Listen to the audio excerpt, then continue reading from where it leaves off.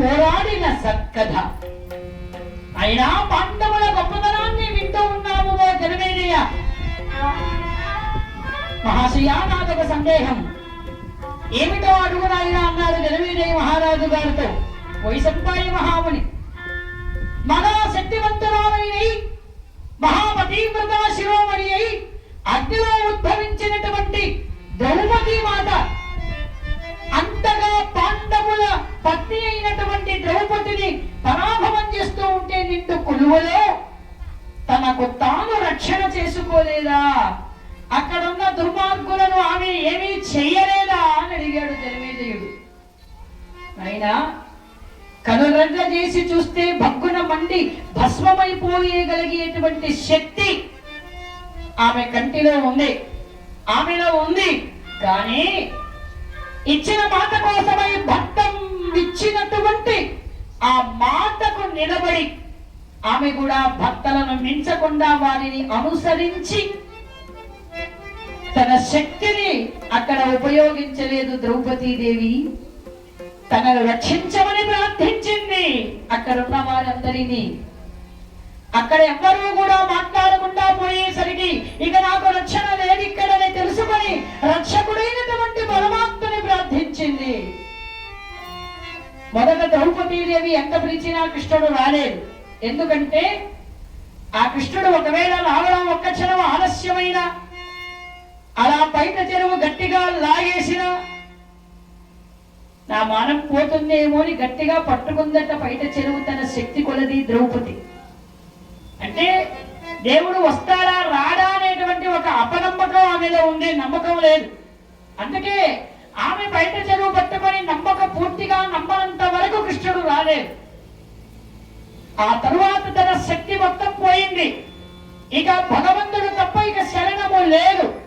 అన్యదా శరణము నాస్తి త్వమేవ శరణం మమ అని రెండు చేతులెత్తి ప్రార్థించింది ద్రౌపదీదేవి. అప్పుడు పరమాత్మ వచ్చి అక్షయము అన్నాడు. ఆ అక్షయం ఒలువరిచి తన సోదరి అయినటువంటి ద్రౌపదీదేవిని రక్షణ చేశాడు పరమాత్ముడు. అంతేకాదు, మనం చేసినటువంటి దాన గుణ ఫలితం కూడా మనకి దక్కుతుందండి. రోజుగారు దాసు గారు గుడికి చదివించండి, భర్తానికి సందాలు ఇవ్వండి, మాకు దాసుగారికి చదివింపులు ఇవ్వండి అని రోజు అడుగుతున్నారు. చెయ్యండి చెయ్యండి చెయ్యండి అంటే రోజు ఎక్కడి నుంచి తీసుకోరావాలి? ఎంత పాపం దాసుగారు ప్రతిరోజు అడుగుతూనే ఉంటారే, గుడికి ఇవ్వండి గుడికి ఇవ్వండి గుడికి ఇవ్వండి గుడికి ఇవ్వండి అని. ఎలా అనుకుంటారేమో, మనం చేసేటువంటి దానము మనకు తెలియకుండానే మనకు కాపాడుతుందండి. ద్రౌపదీదేవి మహనీయుడైనటువంటి కృష్ణ పరమాత్ముడు సుభద్రాదేవితో పెళ్ళైపోయిన తరువాత అర్జునుడికి అత్తవారింట్లో దింపడానికి తమ ఇంటి ఆడబిడ్డని అల్లుణ్ణి వారిని సత్కరించుకోవడానికి బలదేవుడు అందరూ కూడా పరివారం వచ్చినప్పుడు కృష్ణుడు మధ్యలో ఉన్నాడు. సుభద్రాదేవి ఒక పక్క, ద్రౌపదీదేవి ఒక పక్క, చుట్టూ 8 మంది భార్యలు నిలబడి ఉంటే మధ్యలో కృష్ణుడు అక్కడే ఉన్నాడు. అదే సమయానికి వచ్చాడట నారదమునీంద్రుడు. ఆహా, ఎంత చక్కగా ఉన్నావయ్యా గోపాల, ఇంతమంది మగవుల మధ్యలో చుక్కల్లో చంద్రులాగా వెలిగిపోతున్నావు కదా కృష్ణయ్య. ఈ సమయంలో మిమ్మల్ని చూస్తుంటే ఒక్క మాట, నాకు సందేహం, అడగచ్చా? అడగవయ్యా అన్నాడు. ఏమీ లేదు, ఇంతమంది అంటే 2 చెల్లెలు, 8 మంది భార్యలు, ఇంతమంది ఉన్నటువంటి మధ్యలో వీళ్ళందరిలో నీవంటే ఎక్కువగా అభిమానించేవాళ్ళు, నిన్ను ఎక్కువగా నమ్మేవాళ్ళు, నిన్ను భక్తిగా పూజించేవాళ్ళు, నీవంటే ఎక్కువ ఇష్టమైన వాళ్ళు ఎవరయ్యా అని అడిగాడు. ఊరికే కాదు నారదా, నీకు తంటాల బాధని పేరు పెట్టింది ఇందుకే. లేకపోతే ఒక పక్కేమో సొంత చెల్లెలు సుభద్ర, ఇంకొక పక్కేమో దేవుడిచ్చిన చెల్లెలు ద్రౌపది, 8 మంది భార్యలు, ఎంతమంది మధ్యలో నేనుంటే నువ్వు ఏం అడుగుతున్నావు, ఏం సమాధానం చెప్పాలి? ఒకరి పేరు చెబితే అందరూ నా మీద పడి ఏడవడానికి. భగవాను పెట్టేది ఊరికే కాదు, ఇట్లాంటి పని చేసేదానికినా? అదే ఏం లేదు, మరి సరే చెప్పమంటావా అనుకుని అని కృష్ణుడు మాట్లాడుతూ అక్కడ పండు తీసుకున్నాడు అలా చేతిలోకి. అలా తీసుకున్న తరువాత ఆ పండు అలా కోస్తూ కావాలని వేలు కోసుకున్నాడంటే కృష్ణుడు. ఆ వేలు తెగినప్పుడు బడబడ రక్తం కారిపోతుంటే అయ్యో రక్తం తలాదుకు పరిగెత్తారు. ఎందుకు పరిగెత్తారో తెలియదు, పరిగెత్తారు. అప్పుడు పక్కన ఉన్నటువంటి ద్రౌపదీదేవి ఆయనకు వేలు తెగి రక్తం కాకుంటే ఈయన కళ్ళలో నీళ్లు జలజలగా రాలిపోతున్నాయి, ఏడుస్తోంది ద్రౌపది. అన్నయ్య అని వెంటనే తన బయట చెరువుని చింపి ఆ రక్తము స్రవిస్తున్నటువంటి వేలుకి కట్టుబట్టి, అన్నయ్య నొప్పిగా ఉందా, బాధగా ఉందా అన్నయ్య అని ఆమె ఏడుస్తూ ఉంటే కృష్ణుడు చూచాడు. అమ్మా, నా వేలు కోసుకొని తెగి నాకు రక్తం కారుతుంటే కళ్ళలో నీళ్లు నీకెందుకు వస్తుంది తల్లి అని అడిగాడు. ఎందుక, నాకు నొప్పిగా ఉంది అని ఆ మాట కూడా ఎదుటి వారికి చెప్పితే ఎక్కడ వాళ్ళ మనసు బాధపడుతుందో అని చెప్పకుండా ఉన్నావే, అందుకని అన్నదా. నారద మునీంద్రుడికి అర్థమైంది. స్వామి గోపాల, నేను నోటితో చెప్పవయ్యా అంటే నువ్వు చేతులతో చూపించేశావా అంటే గొడవ లేకుండా. ఇప్పుడు చూసుకో, నువ్వే అర్థం చేసుకో, ఎవరు నేనంటే అభిమానం, ప్రేమ, భక్తి, గౌరవం ఇష్టమైన వాళ్ళు ఇంకెవరు? ద్రౌపది. అమ్మా, ఈ పుణ్యానికి ఫలితము తప్పకుండా ఉంటుంది. ఈయన చేసిన దానానికి ఈ వస్త్రదాన ఫలితము నీకు తప్పకుండా దక్కుతుంది తల్లి అని ఆశీర్వదించాడు కృష్ణుడు. ఆ చిన్న మొక్క వస్త్రదానం చేసినందుకు అన్ని చీరలిచ్చాడండి కృష్ణుడు. అంతేకాదు, కృష్ణ పరమాత్మ గురువు గారైనటువంటి గర్గాచార్యులు నిజంగా ఈరోజు ఇప్పుడు దానం అనే సమయం వచ్చింది కాబట్టి, అనగానే మీ పేరేంటి? మీ పేరు పర్వాలేదు చెప్పండి, మళ్ళీ కూర్చున్నారు. సుధాకర్ నాయుడు గారు ప్రతిరోజు గమనిస్తున్నారండి, నీళ్ల క్యాన్ తీసుకొచ్చి రోజు నింపి అక్కడ తీసుకొచ్చి పెడతారు. అన్ని దానాల కంటే అన్నదానం అంటారు, అన్నదానానికంటే ఈ ఎండకి ఈ ఒక్కకి నీళ్ల దానం మహా మహా మహా దానం లాంటిది. నిజంగా పుణ్యమంతా మీకేనండి. అలా ఎంతో ఓపిగ్గా, ఎందుకంటే ఈ రోజుల్లో అన్నము లేకపోతే ఒక 2 నెలలు బ్రతకచ్చండి, నీళ్లు లేకపోతే 1 రోజు బ్రతకాలైనా కూడా మన వల్ల కాదు, పైగా ఇప్పుడున్న ఎండలకి. అలాగా ఈరోజు ప్రతిరోజు కూడా నేను గమనిస్తూ ఉన్నాను, ఆయన రావడం, క్యాన్లు తీసుకెళ్ళడం, నీళ్లు తీసుకొచ్చి అక్కడ ఒక క్యాను ఇక్కడ ఒక క్యాను పెడుతూ ఉంటారు. మరి వారికి కూడా సర్వేశ్వరుడు ఆ ద్రౌపదీ మాత ఆయురారోగ్య భాగ్యం నుంచి సర్వదా రక్షించాలి మనసారా కోరుతున్నాం. చాలా మంది కొంతమందిని అంటే నిస్వార్థమైనటువంటి సేవ చేస్తారు కొంతమంది.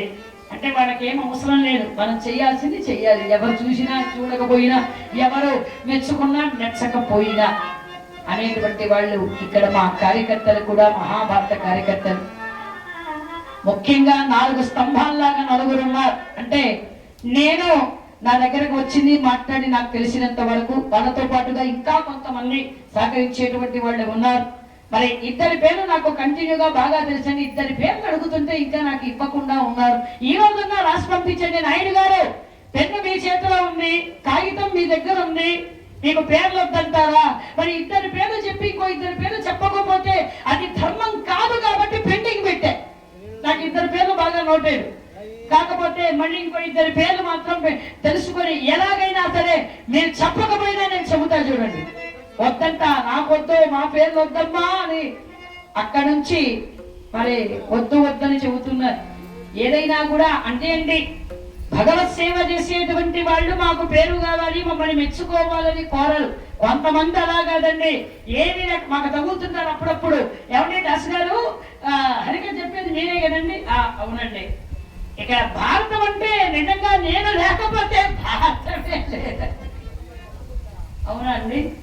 ఆ చందాలు అంతా ఇచ్చేది మా వాళ్ళే, భారతానికి 3/4 భాగం చందాలు మొత్తం ఇచ్చేది మా వాళ్ళే. ఓహో అలాగా, ఇంతకు ఆయన ఇచ్చి ఇవ్వడు, అందరు ఇచ్చేది మా వాళ్ళే అని చెప్తాడు, ఆయన ఇచ్చి ఉండడు అనమాట.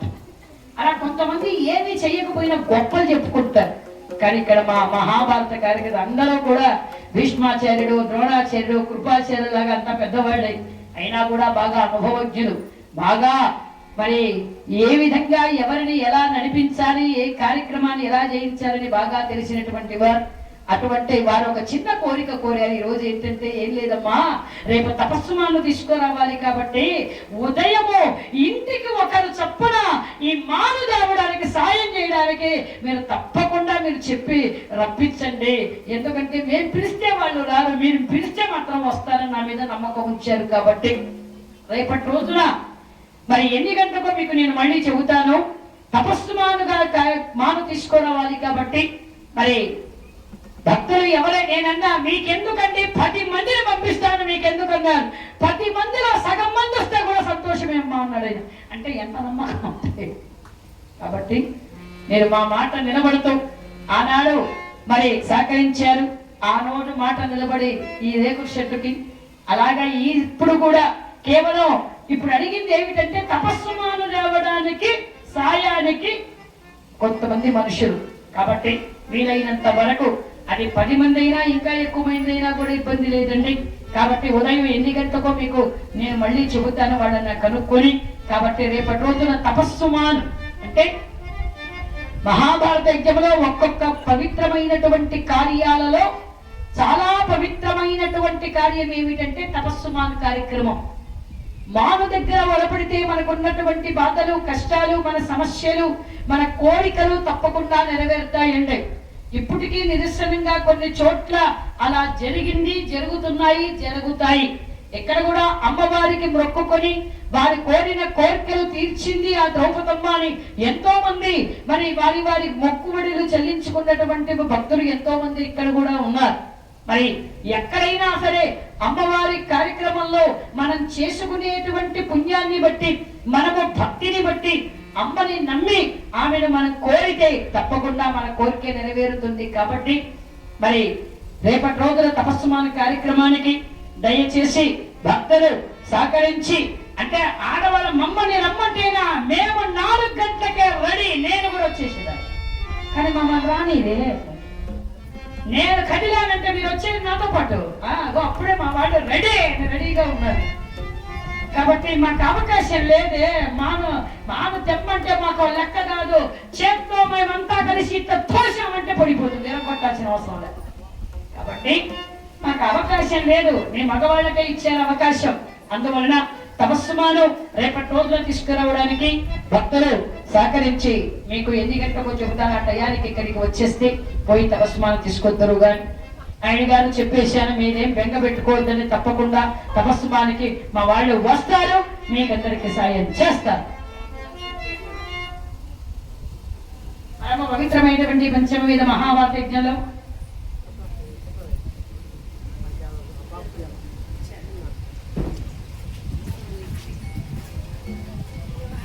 మహాభారత కార్యకర్తలు, ధర్మకర్తలు, పెద్దలు, గ్రామస్తులందరి తరపున గ్రామతాంబూలంగా మరి దానం చెరువు వేదగిరి గారు కృష్ణ పరమాత్మనికి గురువు గారు ఒకరోజు ఆయన స్నానం చేస్తూ ఉంటే ఆ నదిలో ఉండగా ఆయన కౌపీన్యము అంటే గోచి ఒక చేప లాక్కిన విడిపోయిందట. బయటికి రావాలంటే ఆయన ఒంటిపైన వస్త్రం లేదు, పాపం నీళ్ళలోనే ఉన్నాడు ఆయన. అటుగా వచ్చిన ద్రౌపదీదేవి తన చెలికత్తెలతో ఉన్నటువంటి ఆమె ఆయన పరిస్థితిని గమనించి తన పైట చెరువుని చించి ఆయనకు దానంగా ఇచ్చిందట, ఆయన మానాన్ని కాపాడడానికి. అమ్మా, ఈ రోజు నా మానాన్ని కాపాడడానికి వస్త్రదానం చేశావు, ఈ వస్త్రమే అనేక ఒలువలుగా నిన్ను రక్షించుగాక అని ఆశీర్వదించాడు. చూసారా, ఇప్పుడే చెప్పుకున్నాం దానం గురించి.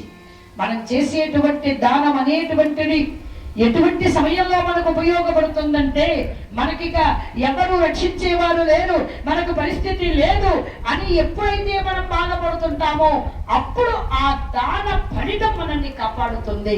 అలా ద్రౌపదీదేవికి ఇంత చిన్న ముక్క వస్త్రము దానం చేస్తే ఎన్నో 100 చీరలిచ్చి కృష్ణ పరమాత్మ ఆమె మానాన్ని కాపాడాడు భగవంతుడు. అది దాన గుణానికి ఉన్న గొప్పతనం. జై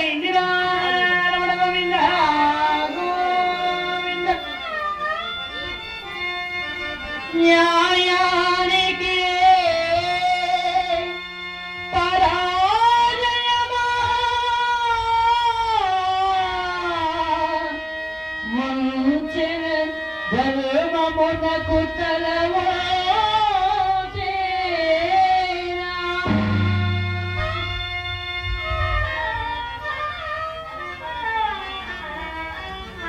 విధి వంచితులై విభవంతి అన్న మాట కోసం అయ్యో గడవిపారాయతి విధి వంచితులై విభవంతి అన్న మాట కోసం అయ్యో గడవిపారాయతి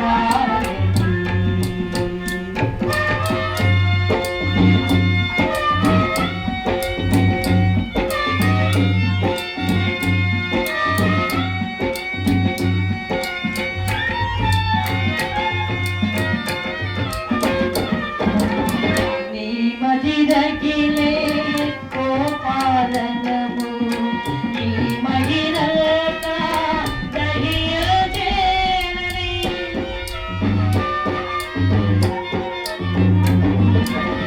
ఈ మదిరగిలే కోపాలనము ఈ మహిళక దహియజేనని మోమును తాచేవదము అయ్యో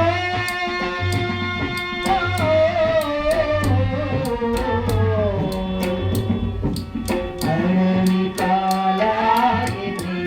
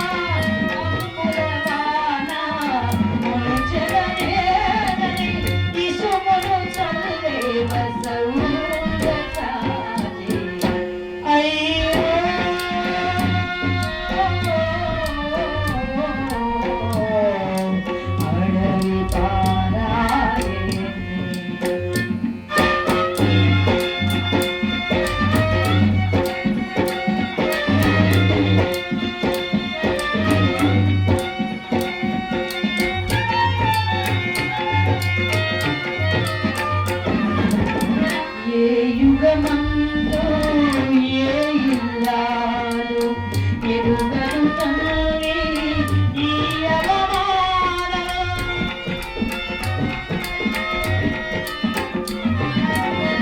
ఏ యుగమందు ఏ ఇల్లాలు ఎరుగరు తల్లి ఈ అవమానం నీ పతి సేవయని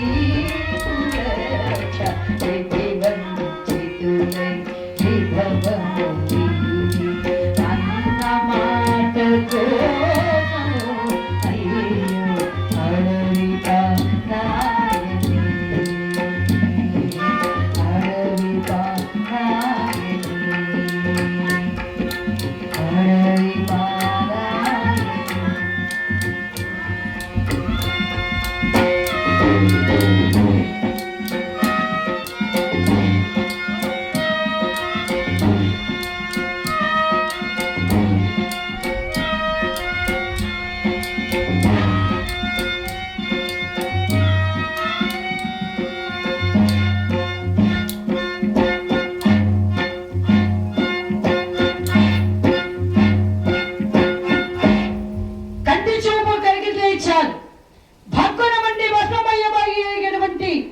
మహాశక్తి ఉన్నది ఆ కంటి చూపుకి ధర్మరాజు.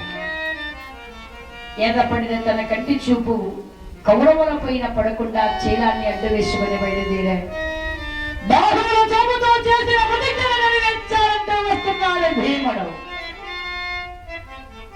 ఆలవలో కౌరవ సేనలో చిందర వందరగా చేసి సంహరిస్తానంటూ ఇసుకని చదువుతూ ఉన్నాడు అర్జునుడు. ఏ యుగములైనా ఏ ఇల్లాలకైనా ఇంత దుర్భర అవమానము ఏ ఆడదానికి జరగలేదండి మన పురాణాల్లో, ఒక్క ద్రౌపదీ దేవికి తప్ప. కారణము లేకుండా ఏది జరగదంటారు పెద్దలు. మరి ద్రౌపదీ దేవి అంత బాధపడాల్సినటువంటి పరిస్థితి ఎందుకు వచ్చింది అంటే ఆమెకి కూడా సప్త ఋషుల శాపము ఉన్నది కాబట్టి. అంటే మంచి వాళ్ళని కూడా శపిస్తారా అంటే పరిస్థితిని ప్రభావాన్ని బట్టి శపించవలసి వస్తుందంటారు పెద్దలు. మరి సప్త ఋషులు మా జాగ్రత్త.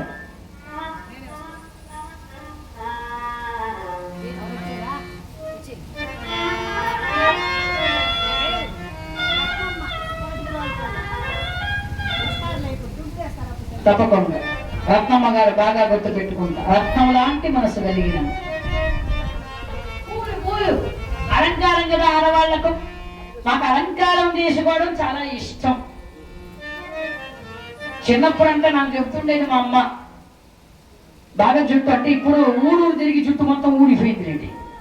అప్పుడు బాగుండేది జడ. మా అమ్మ పూలు కొద్దిగా పెట్టుకుంటే చాలు, ఆమె తల్లో నుంచి పూలు తీసేదాకా ఒప్పుకునేది కాదట చిన్నదాన్నప్పుడు. మా నాయనమ్మ దాదాపు ఒక 5 ఏళ్ళు 4 ఏళ్ళు ఆ వయసు నుంచే నాకు నాట్యం చేయించేది, హరికథ పాడిస్తూ ఉండేది. ఇలా మొన్న మా కోడలు వచ్చి పాడింది కదా ఇక్కడ స్టేజ్లో, ఆ వయసు కంటే చిన్న వయసు నుంచి కార్యక్రమాలు జరిపిస్తుండేటప్పుడు నాకు పూలంటే చిన్నప్పుడు భలే ఇష్టం అండి. మా అమ్మ తల్లో నుంచి కూడా తీసి పెట్టేదాకా ఒప్పుకునేదాన్ని కాదు. ఇప్పుడు పెట్టుకుందామంటే ఇంత అయిపోయింది జుట్టు. ఎక్కువ పెట్టుకున్నాం అనుకోండి, దాసమ్మకి ఏమి ఇంత ఆశ, జుట్టేమో ఇంత, పూలేమో ఇంత అని. కాకపోతే కొన్ని చోట్ల అభిమానంతో తెచ్చిస్తూ ఉంటారు. పూలు ఆడవాళ్ళు వద్దని చెప్పకూడదు, ముత్తైదువులు ఇచ్చింది తీసుకోవాలి. మొన్న నాంపల్లిలో అప్పటికే ఇంత అయిపోయింది కుప్పలాగా. ఒక ఆమె మల్లె మొక్కలు బాగా గుచ్చి చక్కగా భలే తీసుకొచ్చింది. సరే మళ్ళీ పెట్టుకోవచ్చు కదా అని పక్కకు పెట్టే. ఆమె కథ అయిపోయిందంటే నేరు వచ్చేసింది, గజ్జలు కూడా ఇప్పలే. ఏమా నేనంత ప్రేమతో అభిమానంగా నీకు పూలు మరి చక్కగా మొగ్గలంతా తీసి ఏరి కోరి గుచ్చి తీసుకొని ఇస్తే నేను ఇచ్చిన దాన్ని పెట్టుకోకుండా పక్కన పెట్టేశాను ఏంటని ఒక కొట్లాట. అమ్మా ఒక్కసారి నా జుట్టు చూడమ్మా, ఈ జుట్టుకి ఇప్పుడే ఎక్కువ అయిపోయినాయి తల్లి, ఇంకా రేపు అనేది ఉంది కదా, తప్పకుండా పెట్టుకుంటాను. ఎందుకంటే మన దాసు గారు మన ఊళ్ళో చెబుతున్నారు కాబట్టి మన ప్రాపర్టీ అనేటువంటి వాళ్ళదొక అభిమానం అండి. అది కొట్లాడడం అంటే తప్పుగా కాదు, ప్రేమతో కొట్లాడడం కూడా. ఏమండి ద్వేషాన్నైనా భరించాలే వచ్చేమో గాని ప్రేమను భరించడం చాలా కష్టం. ఈ ప్రేమ ఎక్కువైపోతే ఎంత కష్టమో మీకు తెలియదు, పడే మాకు తెలుసు. చిన్న సన్నగా మన చూడు ప్రేమ ఎక్కువై వడలు వేసి వేసి వేసి వద్దంటే ఇందారా నలుగురు వడ్డించేవాళ్ళు మొన్న. అలాగా ప్రేమను భరించడం కూడా చాలా ఓపిక ఉండాలి భరించడం అంటే. అలాగా రత్తమ్మ గారి పేరు గుర్తుంది, ఇంకమ్మ తాంబూలం ఇచ్చే వస్తుంది అని చెప్పారు. ఇక్కడ జగన్మాత అయినటువంటి ద్రౌపదీ మాతకు సప్తఋషులు శపించారు. ఎందుకు? ద్రౌపదీదేవికి పెళ్ళైన మొదటి సంవత్సరం విదురుని ఇంట శ్రీరామనవమి ఉత్సవాలు చేస్తూ ఉన్నాడు ఆయన విదురుడు. ఆ సమయంలో పాండవులను కూడా రమ్మని చెప్పాడు పండక్కి. ఇప్పుడు మన ఊళ్ళో బాతం జరుగుతుంటే ఫోన్ చేసి, ఏం వదినా మా ఊళ్ళో బాతం జరుగుతుందని రండి, ఒక రోజు కత్తికేసి ఒక నైట్ రాట చూసేసి మరి వెళుతురు కానీ మీరెలా పిలుస్తారో అక్కడ ఆ విదురుడు కూడా పాండవుని పిలిచాడట రమ్మని. అప్పుడు పాండవులందరూ వచ్చారు అక్కడికి. ఆ వచ్చినప్పుడు ఆ రోజు శ్రీరామ నవమి పండుగ అంటే రాముడు పుట్టినరోజు. ఆ సమయంలో కృష్ణుడి కూడా పిలిచినప్పుడు ఆయన కూడా వచ్చాడు విదురుడి ఇంటికి. ఆ సమయంలో అదే దారిలో వెళుతున్నారట సప్తర్షులు. వెంటనే కృష్ణ పరమాత్మని చూచాడు. ఆహా వాసుదేవా, దేవదేవుడు నీవు ఇక్కడే ఉన్నావా, ఎంత భాగ్యం స్వామి మాకు. ఒక్కసారి నీ రామావతారాన్ని మాకు కన్నుల పండుగగా చూపించు స్వామి అని అడిగారు. సప్తఋషులు కొడిన తర్వాత కాదంటారా, ఆ కృష్ణుడే శ్రీరాముడుగా నిలబడ్డాడు కదా. రామ రూపము దివ్యమంగళ రూపం. రాముడి రూపము ఎంత గొప్పదంటే మామూలుగా అందమైన అమ్మాయిని అబ్బాయిలు చూస్తారు, ప్రేమిస్తారు. అందమైన అబ్బాయిని అమ్మాయిలు చూస్తారు కానీ చూసినట్టు కనిపించరు, ప్రేమిస్తారు. కానీ రాముడి రూపం ఎంత గొప్పదంటే రాముడిని చూసినటువంటి వాళ్ళు ఆడవాళ్ళు కాదు మగవాళ్ళే ప్రేమిస్తారట, అంతంతంగా ఉండట రాముడు. అందుకే కృష్ణుడు 16,000 మంది గోపికలు, ఈ 16,000 మంది గోపికలు ఎక్కడి నుంచి వచ్చారంటే రామావతారం నుంచే. మునులంతా చూచాడు, రామయ్య నీ మోహన రూపం చూచేసరికి నీతో ఆడాలని పాడాలని, నీతో సన్నిహితంగా ఉండాలని, నిన్ను ప్రేమిస్తూ ఉండాలని, నీతోనే ఉండాలని కోరికగా ఉంది, మా కోరిక తెచ్చవయ్యా అని అడిగారు.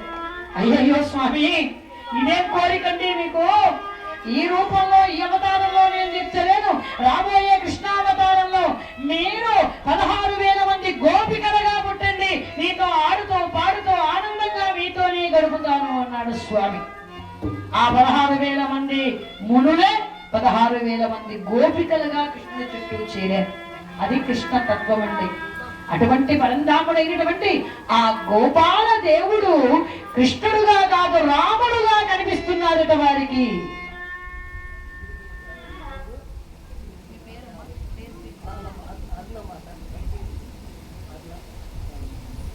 అరుణ గారి పేరు పైన సాలమ్మ గారు మరి గుడికి 100 రూపాయలు, హరిదాసు గారికి 50 రూపాయలు కథా కార్యక్రమంలో ఆమెకు ఆత్మశాంతి కలిగి స్వర్గలోక ప్రాప్తి కలగాలని కోరుకుంటూ, సాలమ్మ గారు నిన్ను వెనకాల పెట్టున్నాయి చూసుకొని దిగమని చెప్తున్నాడు. అదే సాలమ్మ గారు మరి చనిపోయినటువంటి అరుణ పేరు పైన ఆమెకు ఆత్మశాంతి కలగాలని స్వర్గలోక ప్రాప్తి కలగాలని 100 రూపాయలు గుడికి విరాళంగా చదివిస్తూ, గుడికి 100 రూపాయలు చదివిస్తూ హరిదాసు గారికి 50 రూపాయలు చదివించారండి. చనిపోయినటువంటి